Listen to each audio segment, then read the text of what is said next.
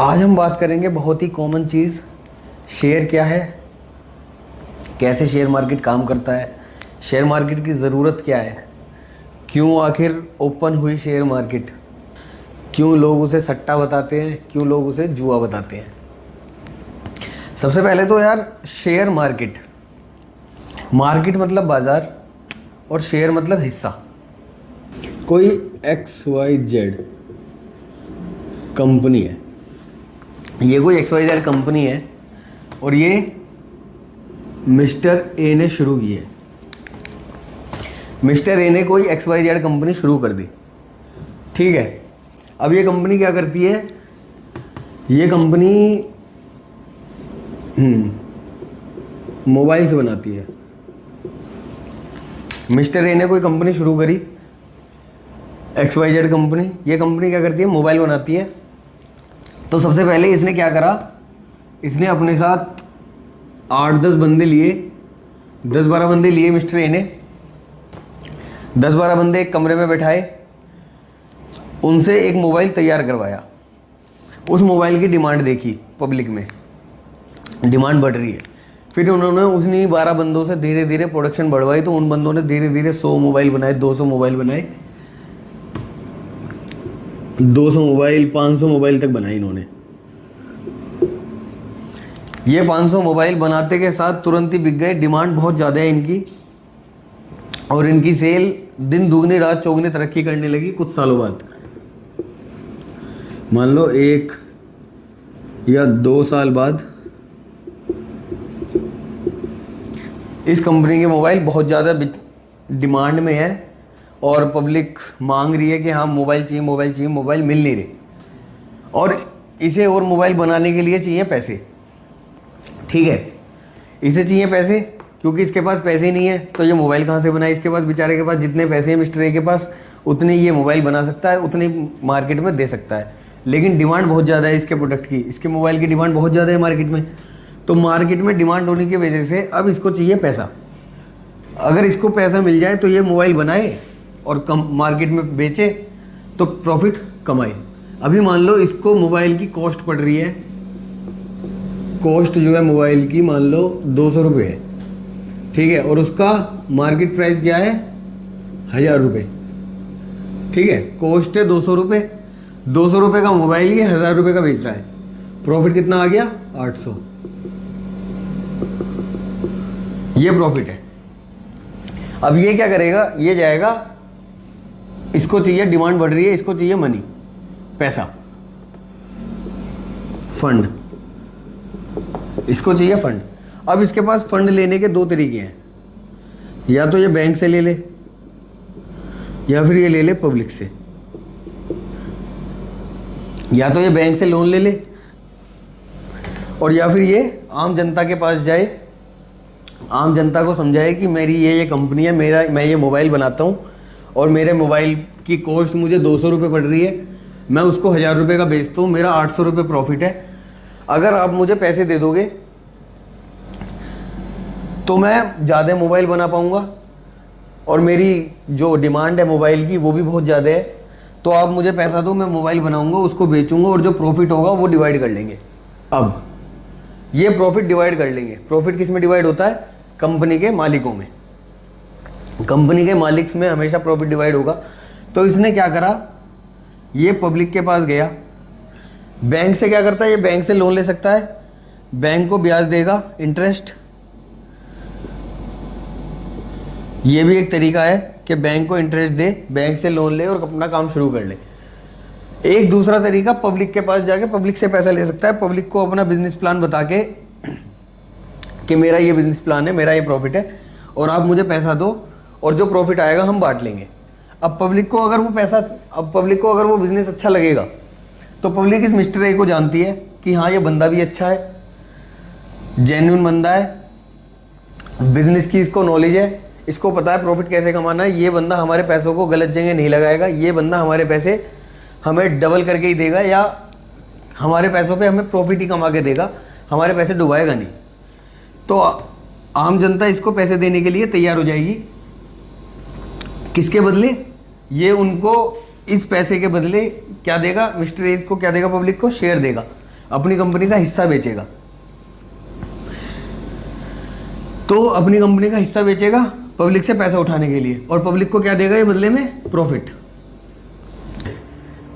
तो mister A क्या करेगा? पब्लिक के पास जाएगा पैसे मांगने कि मेरा ये बिजनेस मॉडल है, मेरे को पैसे दो। अब पब्लिक को अगर अच्छा लगा उसका बिजनेस मॉडल तो वो पैसे लगाएगी, या फिर वो मना कर देगी कि हम नहीं दे रहे पैसे, तेरा बिजनेस मॉडल खराब है।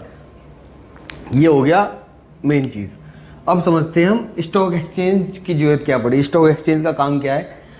ये तो कंपनी ने शेयर इशू कर दिए। शेयर इशू करने के लिए क्या करेगी वो? ये मिस्टर ए कहाँ जाएगा? इन्वेस्टमेंट बैंक के पास जाएगा। इन्वेस्टमेंट बैंक, अच्छा इन्वेस्टमेंट बैंक क्या होते हैं, क्या काम होता है इनका, ये भी आपको नहीं पता तो इसकी वीडियो का लिंक मैंने डिस्क्रिप्शन में डाल दिया है, आप जाके चेक कर सकते हैं। तो वो अब एक इन्वेस्टमेंट बैंक के पास जाएगा मिस्टर ए। इन्वेस्टमेंट बैंक के पास जाएगा, बोलेगा मुझे पब्लिक के पास जाना है, मुझे पब्लिक से पैसा चाहिए।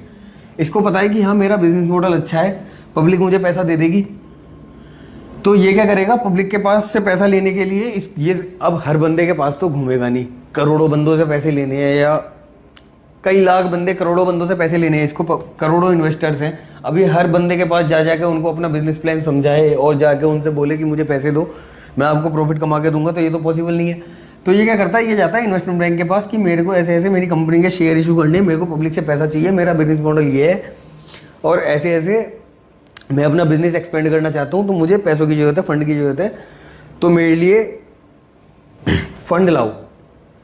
तो इन्वेस्टमेंट बैंक इसको बताएगा कि आपको बैंक के पास जाना चाहिए या पब्लिक के लिए पास। अभी फ़िलहाल हम केस ले लेते हैं पब्लिक के पास वाला, अभी हम बैंक का केस हटा देते हैं। बैंक वाला केस की बात बाद में करेंगे, ये तो लोन सीधा सिंपल हो गया। अभी हम पब्लिक वाले केस की बात कर रहे हैं जो शेयर है। अब इसको शेयर बेचनी है, शेयर बेचने के लिए इसको अपना बिजनेस मॉडल दिखाना है, उसके लिए जाएगा ये इन्वेस्टमेंट बैंक के पास। इन्वेस्टमेंट बैंक क्या करेगा? इसका आईपीओ रेज करेगा। मिस्टर ए ये XYZ कंपनी का आईपीओ लाएगा। आईपीओ का मतलब होता है initial public offering. Initial public offer. जब कोई कंपनी मार्केट में सबसे पहली बार शेयर इशू करती है, जब कोई कंपनी मार्केट में सबसे पहली बार शेयर इशू करती है तो वो आईपीओ के थ्रू आती है, और वो आईपीओ लाने में हेल्प कौन करता है? Investment bank. इन्वेस्टमेंट बैंक का काम होता है कि वो पब्लिक के पास तक उसके कंपनी के शेयर पहुंचाए सबसे शुरुआत में, और कंपनी के पास तक इन्वेस्टर्स पहुंचाए। तो कंपनी क्या करेगी? आईपीओ लाएगी। जब कंपनी आईपीओ लेके आती है, कंपनी आईपीओ लेके आती है, इस प्रोसीजर को हम बोलते हैं प्राइमरी मार्केट। कंपनी जब आईपीओ लेके आती है, जब कंपनी अपना पब्लिक में नया नया इशू लेके आती है, नया इशू, कंपनी शेयर मार्केट में लिस्ट होने वाली है, अब कंपनी पब्लिक से पैसा ले रही है, तो कंपनी अपना आईपीओ लेके आएगी, इनिशियल पब्लिक ऑफर, जिसमें वो स्टार्टिंग में पैसा लेती है, उठाती है प्राइमरी मार्केट से। प्राइमरी मार्केट हो गया जब कंपनी आईपीओ लेके आती है। उसके बाद अब कंपनी ने आईपीओ लॉन्च कर दिया, आईपीओ में पब्लिक ने पैसा लगा दिया। इन्वेस्टमेंट बैंक का क्या काम है? इन्वेस्टमेंट बैंक ने इन्वेस्टर्स इसको दे दिए, इसका बिजनेस मॉडल काफ़ी अच्छा है, पब्लिक भाग के पैसा लगाएगी।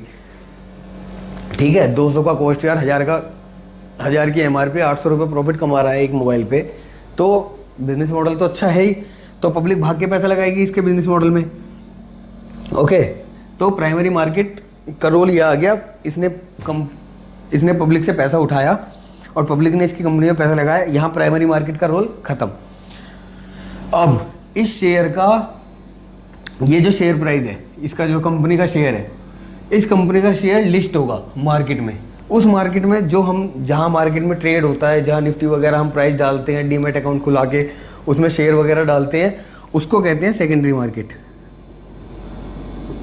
सेकेंडरी मार्केट, जहाँ शेयर ट्रेड होते हैं, जहाँ हमें स्टॉक एक्सचेंज की जरूरत पड़ी, जहाँ हमें क्लियरिंग हाउस की जरूरत पड़ी, जहाँ हमारे सेटलमेंट होते हैं शेयर्स के, तो सेकेंडरी मार्केट में क्या होता है? शेयर्स ट्रेड होते हैं।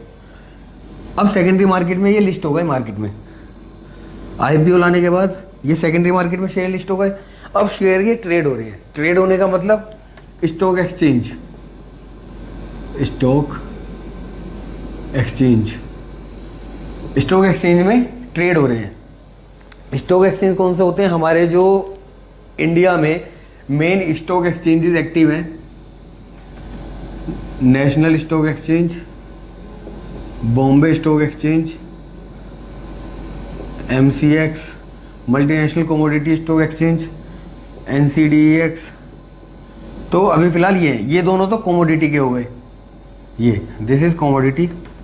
अगर सोना चांदी खरीद रहे हो तो सोना चांदी खरीदने के लिए तो तुम्हें कहाँ जाना पड़ेगा, MCX NCDEX।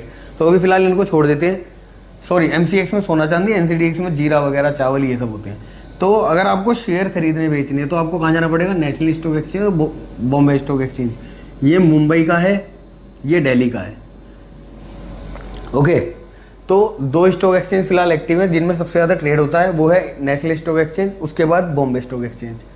अब ये जो इन्वेस्टर्स हैं जिन्होंने कंपनी के IPO में पैसा लगाया था, IPO, जिन्होंने जब कंपनी लिस्ट हुई थी, ये XYZ कंपनी जब मार्केट में आई, प्राइमरी मार्केट में आई, और जिन इन्वेस्टर्स ने उसमें पैसा लगाया, ठीक है, अब उन्हें कभी तो बेचने पड़ेंगे शेयर्स अपने, कभी तो वो बेच के प्रॉफिट भी निकालेंगे ना, कि कभी तो उस कंपनी के शेयर बेचने हो या उन्हें अपना प्रॉफिट वगैरह निकालना हो या एग्जिट करना हो कंपनी से। कुल मिला के उन्हें अपने पैसे वापस चाहिए। अब अगर उन्हें अपने पैसे वापस चाहिए तो वो कहाँ जाएं? वो सीधा कंपनी के पास जाएंगे, ये लो जी अपने शेयर, मुझे पैसे दे दो, ठीक है। अब वो सीधा कंपनी के पास जाके डील नहीं कर सकते। कंपनी डायरेक्ट फिलहाल डील नहीं करती। कंपनी ने इन्वेस्टमेंट बैंक के थ्रू IPO लेकर आया था। अब IPO में कंपनी उन जिन इन्वेस्टर्स ने पैसा लगाया था उन्हें शेयर्स मिल गए। अब वो उनके डीमैट अकाउंट में ट्रांसफ़र हो गए, डीमेटेरियलाइज्ड फॉर्म में, इलेक्ट्रॉनिक फॉर्म में। तो उनके इलेक्ट्रॉनिक फॉर्म में वो शेयर ट्रांसफ़र हो गए। अब वो सेकेंडरी मार्केट में ट्रेड कर सकते हैं। अब अगर उन्हें वो शेयर बेचने हैं, अब आ जाता है यहाँ पे स्टॉक एक्सचेंजेस का रोल। तो उन्हें स्टॉक एक्सचेंज में जाना पड़ेगा, या तो NSE या BSE, या तो वो नेशनल स्टॉक एक्सचेंज में बेचें वो शेयर, या फिर वो बॉम्बे स्टॉक एक्सचेंज में बेचें वो शेयर। किसी भी स्टॉक एक्सचेंज में बेच सकते हैं जो कंपनी का शेयर प्राइस चल रहा होगा उस टाइम। ओके, तो अब अगर उन्हें बेच के निकलना है तो वो स्टॉक एक्सचेंज में जाएंगे। स्टॉक एक्सचेंज में बायर और सेलर अवेलेबल होते हैं, जो प्रोवाइड कराता है इन्वेस्टमेंट बैंक। ये भी मैंने बताया उस वीडियो में, इन्वेस्टमेंट बैंक पर डिटेल वीडियो बनाई हुई है मैंने, आप चेक कर लेना। पहले के ज़माने में क्या होता था, जब स्टॉक एक्सचेंजेस वगैरह नहीं थे तब क्या होता था, कंपनी सीधा शेयर बेचती थी पेपर के फॉर्म में।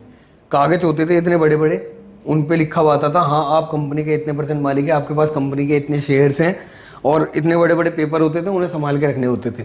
तो वो पेपर अब ख़त्म कर दिए, अब इलेक्ट्रॉनिक फॉर्म में आपके डीमैट अकाउंट में होते हैं शेयर्स। तो वो पूरा प्रोसीजर मैंने समझाया हुआ है कि कैसे आप फिजिकल अगर किसी के पास रखे हुए हैं पुराने शेयर तो वो डीमैट फॉर्म में कैसे कन्वर्ट करा सकता है, उसकी भी वीडियो है। और एक वीडियो मैंने इसके ऊपर भी डाल दी है कि कैसे शेयर आपके डीमैट अकाउंट तक ट्रांसफ़र होते हैं दूसरे के डीमैट से चल के। आपने कोई शेयर मार्केट से सेकेंडरी मार्केट में बाई किया, वो शेयर आपके अकाउंट तक कैसे पहुँचेगा, जिस सेलर ने आपको वो बेचा है, तो उसके अकाउंट से शेयर और आपके अकाउंट से पैसे, पूरा प्रोसीजर मैंने समझाया हुआ है। वो वीडियो भी आप जाके चेक कर सकते हैं। तो ये हमारा हो गया कि शेयर क्या है।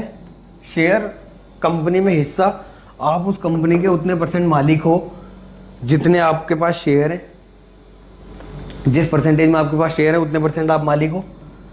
प्राइमरी मार्केट क्या होती है, जब कंपनी पहली बार जब कंपनी पहली बार पब्लिक में इशू लाती है अपना, पहली बार कंपनी लिस्ट होना चाहती है सेकेंडरी मार्केट में, तो स्टॉक एक्सचेंज में लिस्ट होने के लिए या उसको IPO लेकर आना होता है। तो वो सबसे पहले IPO लेके आएगी इन्वेस्टर्स से पैसा उठाने के लिए। फिर वो IPO सेकेंडरी मार्केट में उसका शेयर लिस्ट होगा, जिन जिन बंदों को शेयर वो अलॉट हुए हैं, जिन जिन इन्वेस्टर्स ने अप्लाई किया था उन बंदों को शेयर्स मिल गए। अब वो शेयर बेचेंगे कहाँ, वो मिल तो गए, मिल के आ गए, उनके डीमैट अकाउंट में आ गए। अब डीमैट अकाउंट में आने के बाद बेचेंगे कहाँ उसको, सेकेंडरी मार्केट में, स्टॉक एक्सचेंज में। ओके, तो इस वीडियो में इतना ही। शेयर क्या होता है, कैसे लिस्ट होता है शेयर मार्केट में, कैसे उसमें ट्रेडिंग होती है, क्या स्टॉक एक्सचेंजेस का काम है, क्या प्राइमरी मार्केट होती है, क्या सेकेंडरी मार्केट होती है, ये सब मैंने आपको बता ही दिया है। Okay, thank you.